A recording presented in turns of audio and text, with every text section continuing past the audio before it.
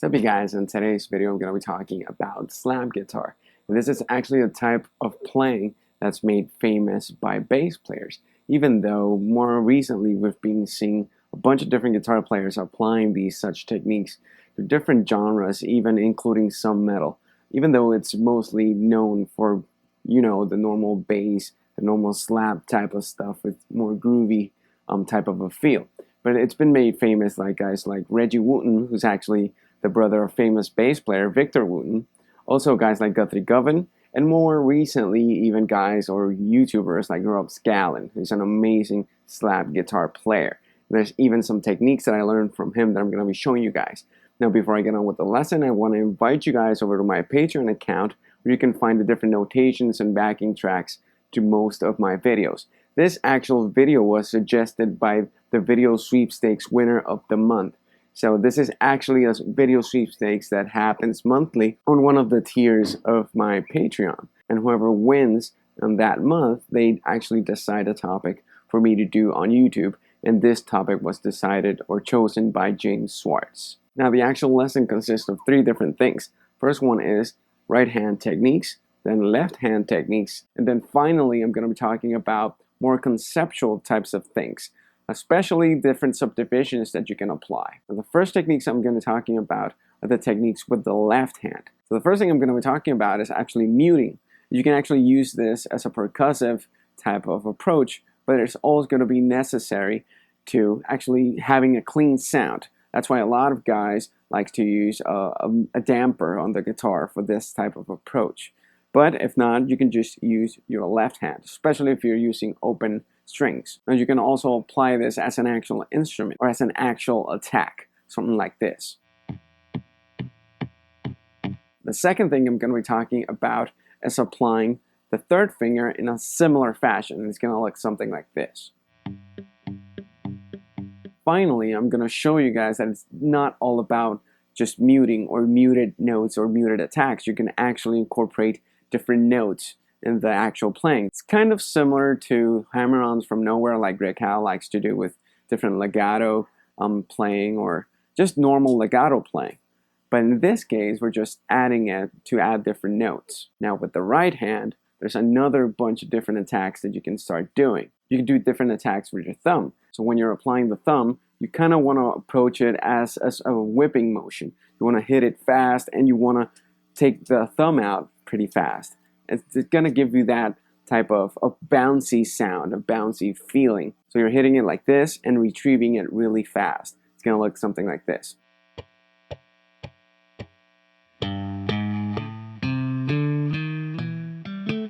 The second motion I'm going to show you guys, again with the thumb, is a double thumbing type of attack. And a lot of bass players actually like to do this. Like I mentioned before, guys like Victor Wooten and guys like Marcus Miller. And in the guitar world, you can actually see this type of approach from guys like Tosin Abasi.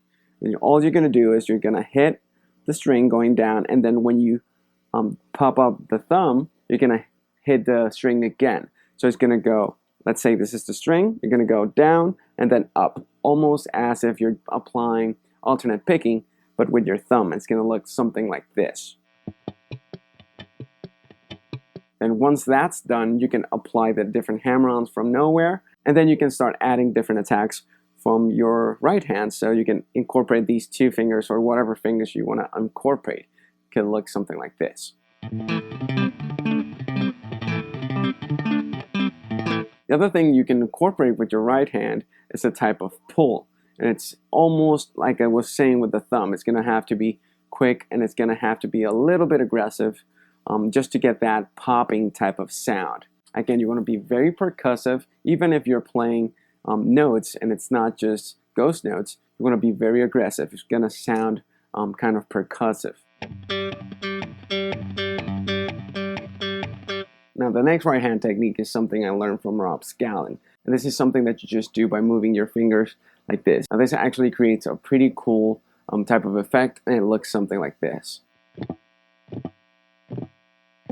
Finally, once you have the different techniques for the left hand and right hand, and there are more, you can find more out there, then it's just a matter of combining those different techniques in creative fashions. So I'm going to show you guys a couple of different ways that you can apply those. You can start incorporating this finger with the pop, this finger with the thumb, just muting with the thumb, I don't know, any type of different ways that you might think of. So these are a couple of different examples of doing that.